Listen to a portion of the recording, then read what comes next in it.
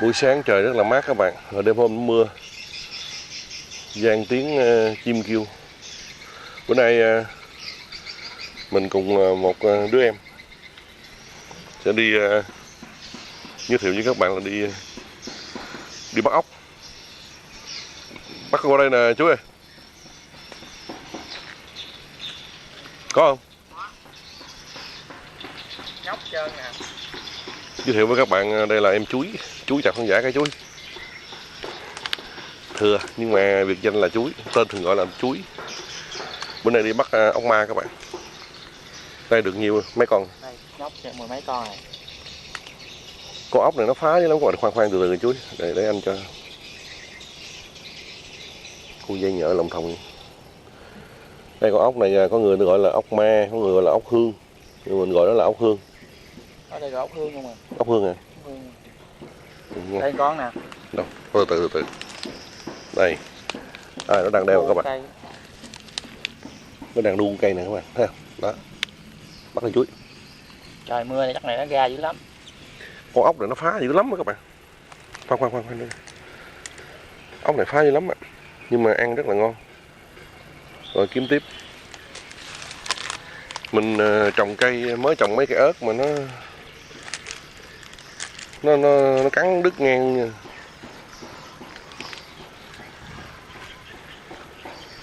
Theo mấy cái bụi rừng. Có không? Có nè. Dài mình đi vô vườn chuối để kiếm trong vườn chuối mới nhiều. Vườn chuối hả? Ngoài này ít lắm. Đi qua vườn chuối đó các bạn.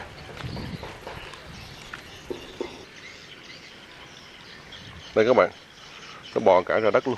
Con luôn đang để trứng kìa. Đâu, con nào đang đẻ trứng? Đẻ lát nó đậy lên là có về bao lâu nó nở đó. Ngốc để trứng hả? Rồi để tôi lấy cho. Đẻ xong rồi nó đậy cát, đậy ra đất rồi hết. Để mình chỉnh lại cho các bạn coi ốc đẻ trứng nha. Đây. Có ốc hương đang đẻ trứng các bạn. Nó đẻ trứng nó màu vàng vàng, ra rất chậm. Cái con này tha nó đi ha. Tha để cho nó sinh sản. Cái sinh sản nó phá cây. Bò ra đây nhóc 2-3 con. Đâu rồi. Nó bò tới đất luôn. Ở đây nè 2-3 con, chắc này nó quá tay rồi. Đây. Bắt đi. Hơi nhỏ nha. Bò lấm ngỗm nè. Chỗ này nhiều đó, còn vô vườn chuối mới giữ. Đó còn nữa kìa. Đây. Bò ra lộ luôn. Vô mấy giường. Vô vườn đi. Con.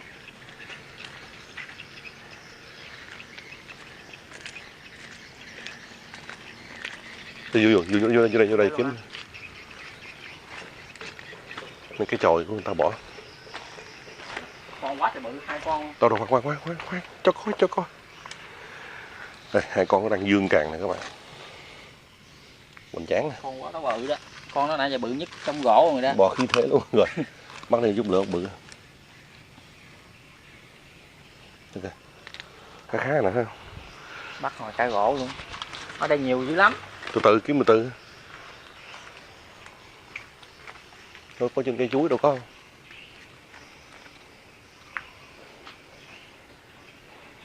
Nó không bò lên cây à? Không, cái này nó dưới đất. Khi nào mưa ngập á nó mới bò lên cây. Cái vỏ ốc.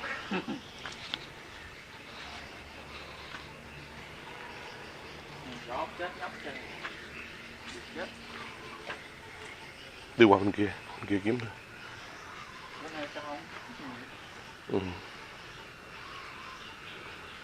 Để tôi kiếm có dính con nào không? Có không chuối?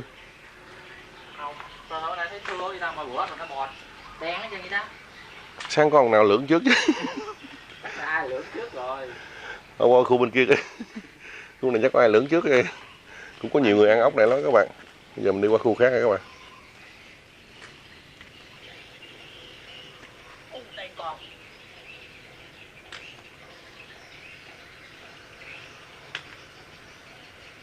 Có à? Đây gấp chuối.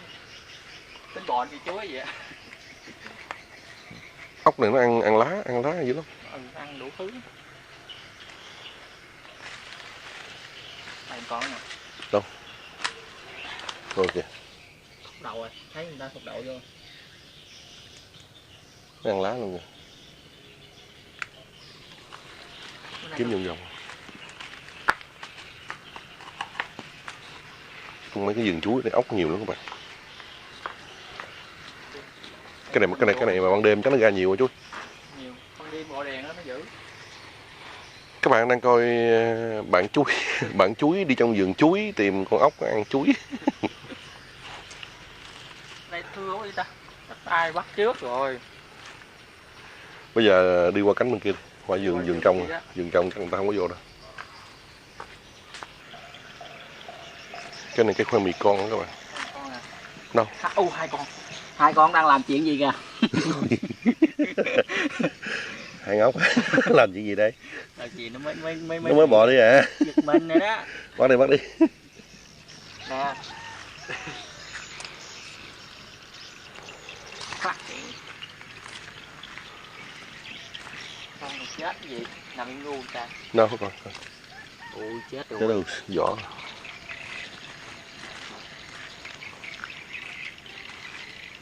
Vô trong vườn ở ngoài này. Có gì không? Nó cũng bò ra lỗ, kiếm chậm chứ.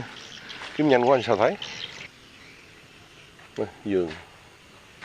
Có rau củ đủ loại luôn. Hai ba con, bò ăn cây nè. Ôi, đâu, khoan từ từ. Khoan té. Bò gốc đu đủ. Bò ăn đu đủ cái gì? Đây, nó ra nhiều rồi các bạn. Đây. Bắt con này. Đây con. Bên kia nữa. Nhóc trơn này. Ồ, nhiều rồi. Đây này. Nó bò trên cây luôn các bạn. Khoan. Cho các bạn được quan sát. Một con trên cây, con dưới gốc kìa. Con dưới đất kìa. Bắt con dưới đất trước đi. Con nó ngủ luôn rồi.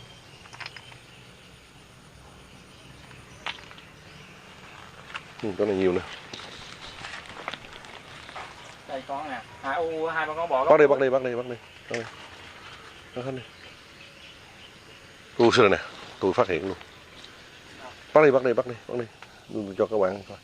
Đây còn nó đang bò lên gốc chuối nè các bạn. Ốc này rất là ngon các bạn. Này mình về mình để cho nó sạch tí. Nướng liền thì cũng được nhưng mà nó hơi dơ. Bỏ cái ruột đi, lấy cái đầu thôi. Đây con nữa nè. Con chuối. Nhóc chơi nè, bỏ rồi. Bắt con này đi. Đây nè, hai con nè. Đây con nè. Bò chạy. Con này mình sẽ nãy luôn. Đây con nữa. Ngủ rồi. Đây, chuối. Bắt ốc trong vườn chuối. Nhóc hết trơn à. Rồi đi kiếm tiếp. Các bạn chờ đợi chút nữa rồi chúng ta sẽ thưởng thức cái món ốc hương. Bữa nay mình sẽ nướng nữa các bạn. Kiếm than. Rồi, giờ mời các bạn chờ đợi tí.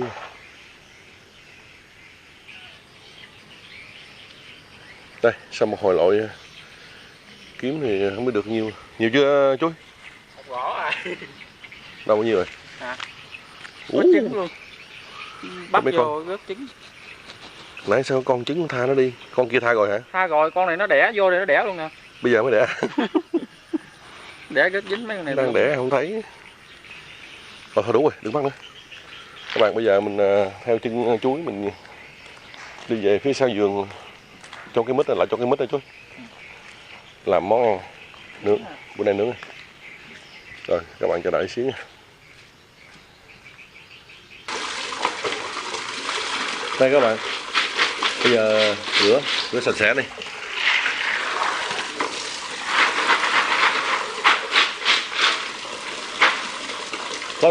Có than gì chú? Có than chưa? Chưa. Có than hả? Than rồi. Than kìa, cái than đốt kìa. Rồi có rồi. Đập xong rồi. Rồi bây giờ các bạn chờ đợi đi tôi nhóm than rồi nhóm lửa. Rửa thật là sạch đấy, rửa thật sạch đấy.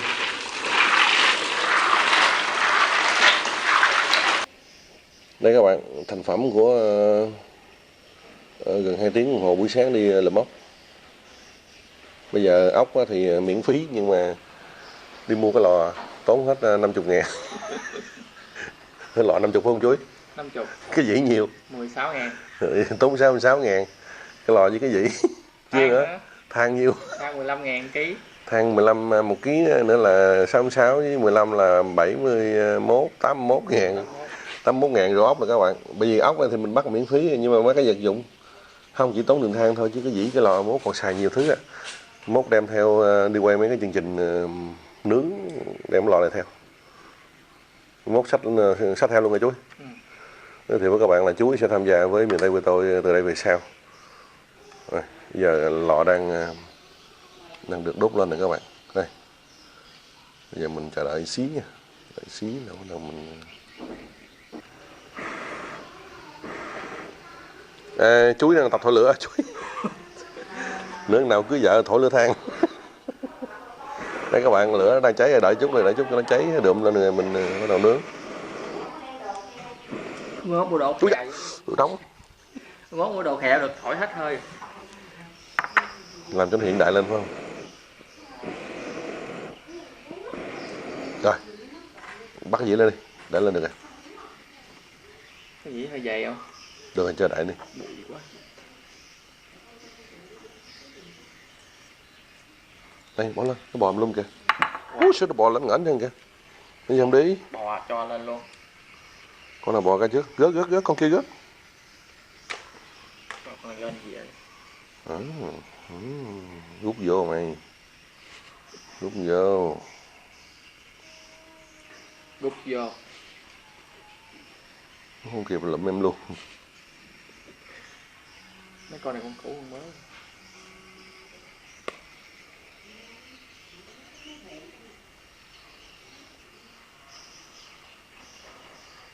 Rồi, giờ nướng đi, bỏ ra đi, đổ để nhiều đi.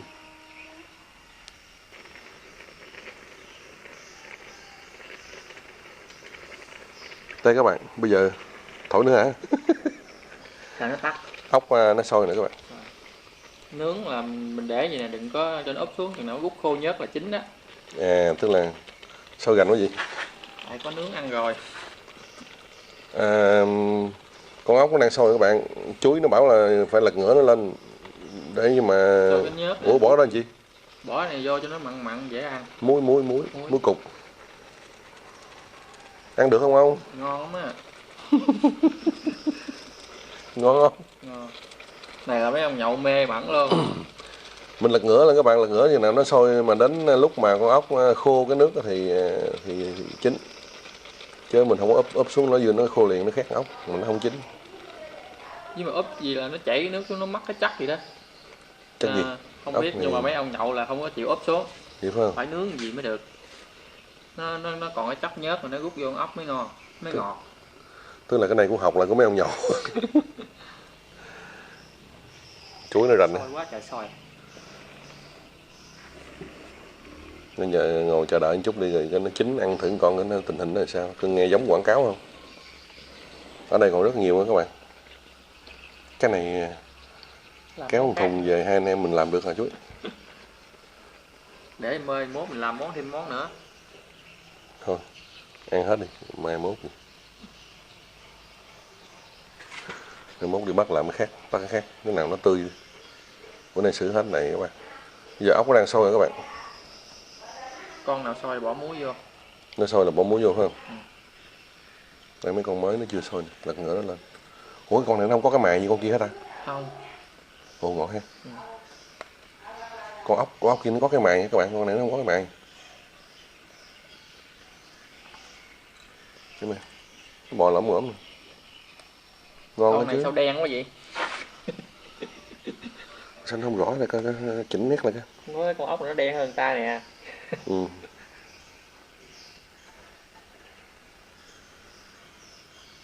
Sôi quá rồi. Thôi chắc tắt luôn á.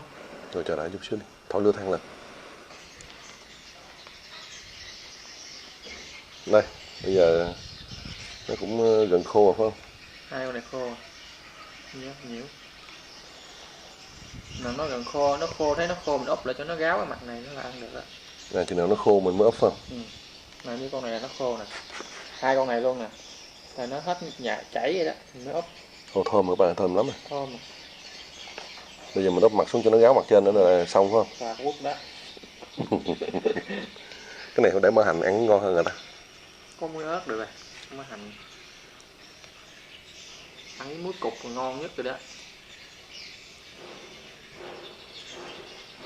Rồi chờ đợi chút xíu thưởng thức con đầu tiên nữa là sao? Người con ha. Rồi con. Con miệng con ha. Hai người hai con. Này con này nè các bạn, hai con này nó chết rồi nè. Đang cho nó gáo mặt, cho nó gáo đi thừa. Cho nó gáo đi chuối rồi. Đó. 3 phút nữa có. Thôi từ từ đi, không gấp đâu. Không gấp, ai ốc sống không có được nha. Rồi bữa nay nướng chay hết này các bạn. Chút kiếm 7 thùng bia làm luôn. Bữa nay về đây, bữa nay về thứ bảy nghỉ làm luôn.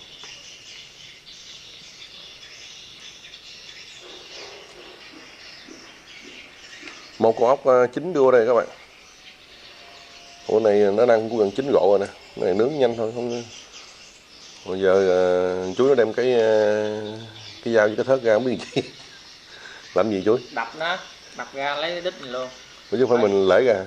Lãi ra ở trong có khi có trứng ăn ngon lắm. Có Đập. cái gan gì á. Vậy hả? Đọc thử coi. Có ăn chưa? Rồi. Đây. Ngon quá. Quá ngon. Tuyệt vời. Nhưng mà cái miệng ốc này phải nha. Gom đàng hoàng để nó đạp đứt giò. Con này không có cái gan trong. Không có hả? Không. Cái gan nó màu trắng trắng. Để cái gì nó nổ thì nó khác rồi. Con này nổ. Con nào chín cho nó ra đi. Không có. Con này chín rồi nè, mấy con này chín rồi nè. Nãy con này chín đầu tiên này, con nào quên rồi. Này. Đó chút ngoài. Rồi. Tiếp. Vâng. Cái này bỏ cái đít ở dưới ăn khúc trên luôn á. Thử coi. Nè ăn cái này nè nó trắng trắng thôi. Cái này cái gì? Không biết nó như cái gan vậy đó. Chấm muối hả? Cái muối. Thử đi. Ngon mà. Ngon. Có cái mùi thuốc bắc đây. Cục nó có cái mùi. Ngon các bạn. Nguyên con này quất luôn. Là chưa bỏ cái đít đen này thôi, còn như là quất hết nè. Đây các bạn. Ốc hương nướng. Chấm muối, chấm miếng muối.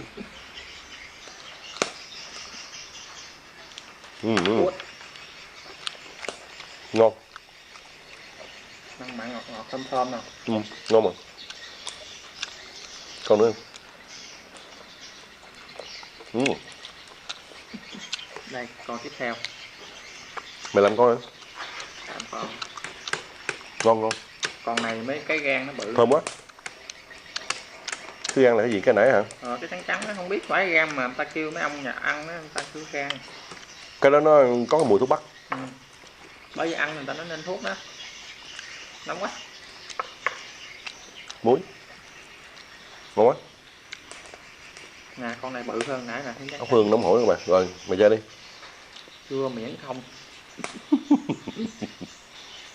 Bỏ cái đít dương. Bạn ăn ba cái lá chuối rồi này kia nó dơ bỏ. Rồi lấy cái đó sạch sẽ. Cực ngon. Quá ngon. Cái miếng trắng rồi. Cái đó nó thơm, ăn thử nó thơm cái mùi ấy. Có mùi thuốc bắc đã lắm. Không? Có mùi thuốc bắc. Miễn không. Rồi dớt. Cũng được, có lý.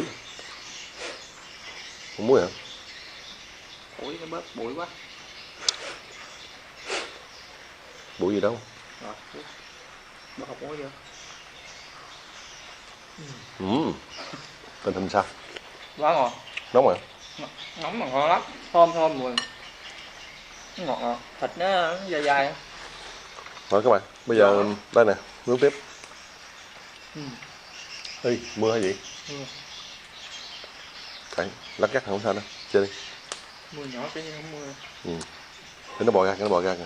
Đây còn nhiều nè, rất là ngon luôn các bạn, nướng thơm phức luôn. Còn ở đây ngon quá. Cái khu này ốc nhiều các bạn, khu vòng chỗ nhà chuối ốc nhiều. Nào các bạn về liên hệ với miền Tây với tôi muốn ăn ốc ốc hương nướng thì mời các bạn về đây, mình sẽ dẫn lại chỗ xung quanh khu vực nhà ăn chuối này. Xung quanh khu vực nhà ăn chuối có chuối rất nhiều, bắt những con ốc hương nó ăn chuối, cho nên chuối đãi các bạn ốc hương ăn chuối. Tại sao người ta gọi là ốc hương? Chắc có lẽ là do cái nó thơm đó, ha. Nó cái gan nó thơm á, nó thơm cái mùi giống như mùi thuốc bắc. Người ta đang ăn nên thuốc, không biết chị cái gì chưa biết. Thưa các bạn, chương trình lần này xin được tạm dừng tại đây. Hẹn gặp lại các bạn vào một cái dịp khác. Hôm nào nếu mà các bạn thích ốc hương thì mình sẽ làm một cái món khác các bạn. Ở đây mình nghe người ta nói là cái con này nè, làm sạch rồi lấy giấm rửa cho nó hết nhớt này kia các thứ, là mình nấu xào lăn kiểu người Nam Bộ hoặc là nấu cà ri ăn rất là ngon. Hôm nào mình sẽ làm thử mấy cái món đó. Còn bây giờ thì các bạn nhớ đăng ký kênh và share, like để có thể thưởng thức những cái clip mới nhất của con miền Tây của tôi. Bây giờ thì xin tạm biệt và hẹn gặp lại các bạn. Xin cảm ơn các bạn.